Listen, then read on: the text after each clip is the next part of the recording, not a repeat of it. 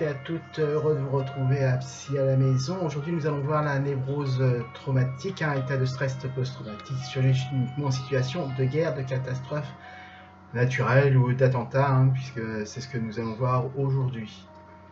Alors, suite à un attentat comme on a pu avoir la semaine dernière, on peut se demander les conséquences psychologiques qu'il peut y avoir, parce qu'il y en aura forcément. Donc c'est ce qu'on appellera la névrose traumatique, c'est quelque chose qui arrive sur le moment, c'est un état d'esprit, un état de stress, d'angoisse. On retrouve bien les critères de la névrose, et qui sont dus à quoi? À un acte violent, très violent, qui peut survenir et qu'on n'attendait pas, qu'on n'a pas l'habitude d'avoir. Ça s'explique par la confusion mentale, la désorientation. L'hébétude aussi, on peut se retrouver comme on pourra dire, on est là, on ne sait pas quoi dire, on ne sait pas quoi penser. Un état second susceptible d'évoluer vers la stupeur, on reste figé, on n'est pas bien. Ou alors, tout l'inverse, on peut avoir un cas d'agitation. On va courir, on ne sait pas où, on ne sait pas pourquoi, mais on court, on bouge, on ne peut pas s'empêcher de bouger, on a les membres qui tremblent, et accompagné aussi de colère sur le fait, on peut être très colérique, parce que c'est l'inacceptation de ce qui vient de se passer. La fuite, alors la fuite physique, mais pas seulement, il peut y avoir aussi la fuite psychique, c'est-à-dire intérieure, on fuit l'événement dans sa tête, on essaye de parler de tout sauf de ça, par exemple. État d'anxiété, qui va s'exprimer par des tremblements, un mal-être, on se sent pas bien, on se sent oppressé en soi. Et oubli partiel ou total, pouvant aller jusqu'à l'oubli partiel ou total de l'accident, c'est les symptômes qui apparaîtront juste après un accident. Alors à savoir que cela n'est pas pathologique du tout à fait normal de passer par ces phases, on peut forcément ne pas avoir toutes les phases, mais on aura quelques-unes de ces phases. L'évolution de ces signes se fait dans le temps, c'est-à-dire que ça peut s'atténuer au bout de 2-3 jours, quelques semaines, voire quelques semaines. L'état de stress diminue quand la personne se retrouve en sécurité, c'est-à-dire qu'elle a quitté l'endroit, que les jours sont passés, on se retrouve dans un endroit chez soi ou au travail, on se sent en sécurité. Alors, à ce moment-là, quand on est en sécurité, il peut arriver quelque chose qui là va devenir pathologique, c'est un état de stress post-traumatique. C'est ce qu'on va ressentir après l'événement, et c'est ce qu'ont ressenti les gens, beaucoup de personnes après l'événement. Et je vais vous donner des exemples, puisqu'il est apparu des exemples intéressants dans la presse, donc nous allons en discuter. Alors, c'est ce schéma post-traumatique, il apparaît comment? On va avoir des sursauts déclenchés par le bruit ou la surprise. Par exemple, les gens de la Tota, certaines personnes, quand ils vont entendre une pétarade de mobilette ou de pétard, ou qui vont assister à un feu d'artifice, par exemple, ça va leur rappeler systématiquement l'attentat. Il y a une autre chose aussi qui est intéressante à savoir, c'est que dans ces conditions-là, on a un gros problème de concentration. On va regarder sa télé, par exemple, on regarde son émission, et puis on ne sait pas pourquoi, mais on n'est pas dedans. Donc du coup, on va changer de chaîne, et on change de chaîne, et puis au bout de 5 minutes, ce qu'on regarde, ça ne nous plaît toujours pas.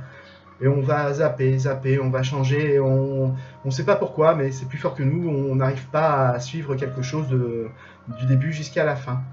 Une émission, ça peut être une musique aussi, on écoute son chanteur favori, et je sais pas pourquoi, on a envie d'écouter autre chose, et puis on met autre chose derrière, et puis ça va toujours pas.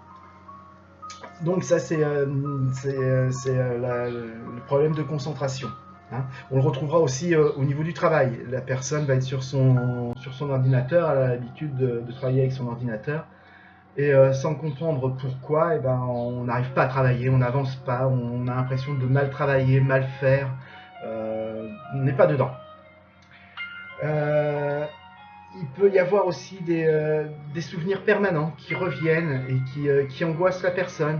Hein, elle peut pas s'empêcher de repenser à l'élément traumatisant, hein, à l'explosion, aux gens. La personne peut être avec des collègues de travail, par exemple, à la machine à café pendant la pause, et puis ne pas être dans la conversation avec ses proches. Dès qu'elle entend parler autour d'elle, elle ne peut pas s'empêcher de faire la relation avec l'attentat. Il peut y avoir aussi, ça peut s'exprimer aussi par de l'agressivité. On ne sait pas pourquoi, mais on est toujours de mauvaise humeur. Hein. On ne supporte rien, on ne supporte pas les dires, on ne supporte pas les reproches, on ne supporte pas ce qu'on entend, ce qu'on voit. Hein, et ça nous rend agressifs et souvent de façon décalée. Hein, vous êtes en train de faire par exemple la cuisine et je ne sais pas moi, votre fils ou votre fille vient vous aider pour faire la cuisine et sans comprendre pourquoi vous allez rejeter. Hein. C'est de façon agressive. Non, non, j'ai pas besoin de ton aide, je sais le faire, ça fait des années que je le fais, je sais comment je prépare la cuisine. Et vous allez vous en vouloir, hein. Vous allez dire mais pourquoi je réagis comme ça, on vient m'aider, on va passer un moment ensemble et puis ça va pas. Et ça revient avec le problème de se concentrer, hein, de pas être d'être coupé du monde, de couper la relation avec autrui. Il y a aussi une fatigue importante. On se sent fatigué, démotivé. Et on ne comprend pas pourquoi, parce que physiquement, on se sent bien. Il n'y a aucune raison que ça aille pas. Il fait beau, la température est bonne, le travail se passe bien, et malgré ça, eh ben, on se sent un peu déprimé. Donc, par expression de la fatigue permanente. On va avoir aussi des troubles du sommeil. Hein, on va se réveiller plusieurs fois dans la nuit. On se rendort, mais on se réveille, on s'endort, on se réveille. Et ça peut aller jusqu'au cauchemar. Hein.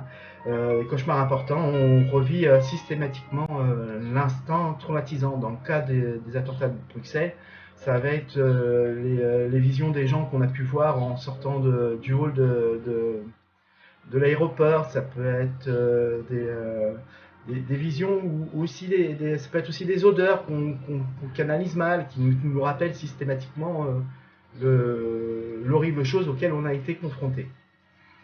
Donc comment cela peut se soigner? Évidemment, ça se soigne. Et ce qu'il faut faire en tout premier lieu, c'est discuter de ce qu'on a vu, de ce qu'on a ressenti. Hein. Exprimer son ressentir le plus vite possible atténue la névrose post-traumatique. Hein. Faut le savoir. Quand on arrive à mettre des mots sur ce qu'on a vu, ce qu'on a entendu, ce qu'on a ressenti, ça atténue grandement la pathologie. Donc se faire suivre par un psychiatre ou un psychologue ou un psychanalyste.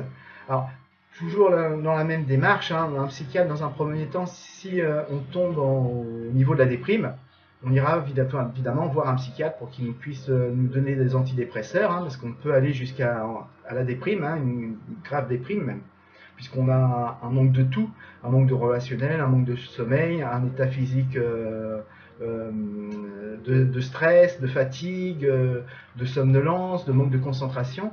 Donc dans ces conditions-là, l'antidépresseur peut nous aider. Ce qu'on peut avoir aussi, c'est le suivi permanent. Alors ce qu'on appellera un suivi permanent, c'est une thérapie, hein, plutôt chez un psychanalyste ou un psychologue, plutôt qu'un psychiatre, parce que là, il va falloir exprimer tout ce qu'on a ressenti. Alors comment ça va se passer chez les psychothérapeutes? Eh ben, on va essayer de revivre intérieurement, en exprimant par la parole, ce qu'on a pu ressentir. Hein, ce qu'on n'a pas pu faire en sortant parce que le traumatisme il était là, on n'a pas pu, hein, on l'a vu, hein, dans la première phase, on est hébété, on fuit, il y a même des personnes qui sont incapables de raconter ce qu'ils ont vu. Donc quand on va voir après, un peu plus tard, quand on garde en nous ce traumatisme et qu'on va voir un psychothérapeute, il est bien de discuter, de parler, de ne pas hésiter, quitte à ressasser, ce n'est pas grave du tout. Au contraire, ça permet de mettre des mots sur le ressentir, hein, ce qu'on a pu éprouver, ce qu'on a pu voir, ce qu'on a pu sentir, c'est très important. Donc voilà ce qu'on peut dire sur la névrose traumatique à partir de l'exemple de l'attentat de Bruxelles. Et je vais vous donner un exemple très intéressant que j'ai pu voir dans la presse qui reflète bien tout cet état que nous venons de voir. Alors, j'ai vu dans la presse qu'il y avait un monsieur, il y a une semaine de ça, qui a été victime des attentats à l'aéroport de Bruxelles et ça s'est passé le matin à 8h et qui est arrivé dans la nuit de mardi à mercredi, entre minuit et 1h à l'hôpital à Bruxelles. Et la personne est arrivée, elle était en costume taché de sang. Lui-même était blessé physiquement. Et ce qui a le plus choqué le personnel soignant, c'est que ce monsieur a été dans l'incapacité de dire ce qu'il avait fait entre 8h le matin et le moment où il est arrivé à l'hôpital le soir. Et bien là, on est en plein dans la névrose traumatique. Après, ce monsieur-là, il a été pris en charge physiquement, on a soigné ses blessures, et après, il a pu parler. Et en parlant avec la psychologue qui l'a pris en charge, le monsieur a refait sa journée petit à petit, tranquillement, jusqu'à comprendre comment il a pu arriver à l'hôpital. Parce que quand il est arrivé à l'hôpital, il ne savait pas qui l'avait amené, ce qu'il faisait là, et ce qui s'était passé. Donc ce monsieur-là, il a refoulé tout ce qu'il avait vu le matin lors de l'explosion. Et au fur et à mesure qu'il a expliqué à la psychologue son ressenti, il y a énormément de choses qui sont ressorties. Comme le fait qu'il n'était pas seul à l'hôpital, donc il a pris conscience que sa famille le cherchait. Il a pris conscience aussi de son état de stress, du fait d'avoir refoulé. Et ce qui l'a amené à l'hôpital et qui est intéressant, c'est en fait que quand il était perdu dans Bruxelles, et à l'approche d'une trame de métro, il a eu une crise de tétanie. Impossible de marcher, de parler, de se déplacer. À ce moment-là, des gens qui l'ont vu, dans l'état où il était, ils ont appelé les pompiers, c'est les pompiers qui l'ont pris en charge et qui l'ont amené. Donc là, on a toutes les phases de la névrose traumatique. Il y a la confusion mentale, il y a la désorientation, il y a l'effet second qui l'a amené vers la stupeur. Il y a eu la fuite, puisqu'on l'a retrouvé errant dans Bruxelles. Donc il y a eu la fuite physique, mais il y a eu aussi la fuite psychique, puisqu'il est arrivé à ne plus se rappeler de rien. Donc une amnésie totale. Une amnésie totale qui s'est finie à l'hôpital, puisque le mercredi matin, il a pu rentrer chez lui, sa famille est venue le chercher, il a pu recontacter ses proches, etc. Donc j'ai trouvé cet exemple très, très bien. On en parle peu dans les médias et je retrouve ça un peu dommage du schéma post-traumatique des attentats parce que il y a la fissure, le problème physique, la blessure physique, mais il y a aussi la blessure psychique. Dans tous les cas, ce qu'il faut bien retenir et prendre conscience, c'est que l'élément le plus important, c'est la parole dans ces conditions-là. Évidemment, il ne faut pas se mettre en danger, donc il faut sentir de l'endroit où il y a eu le problème. Dans ce cadre-là, c'était l'attentat, donc le monsieur il est sorti, ça a été un bon réflexe. Mais surtout, ne pas trop s'éloigner, de façon à rencontrer du personnel, de pompiers, police, il y a des psychologues qui se rendent aussitôt sur place, et ne pas hésiter à parler.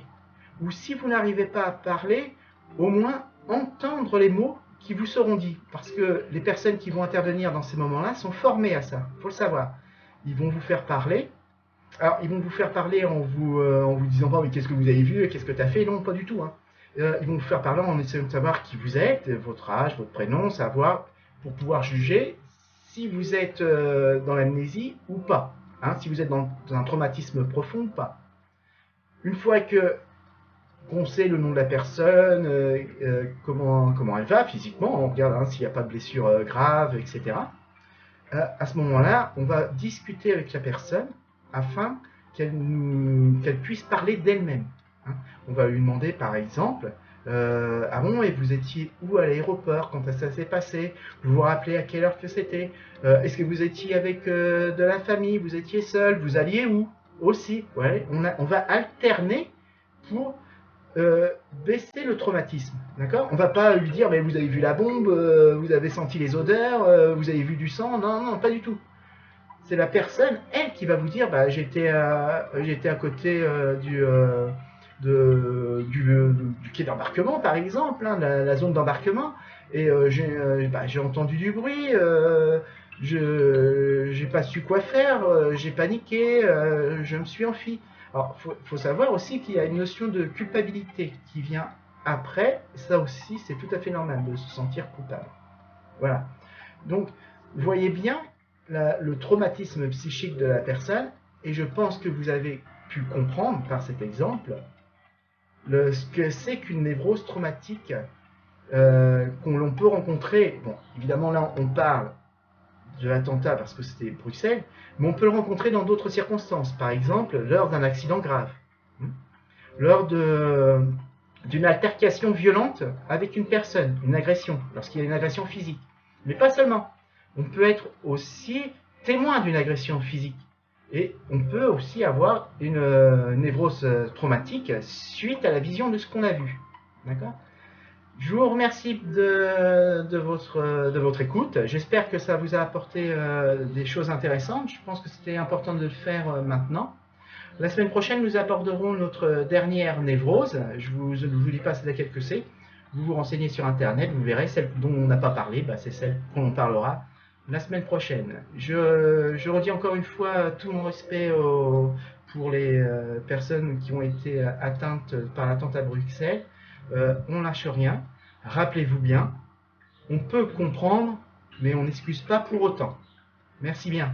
Au revoir, à bientôt.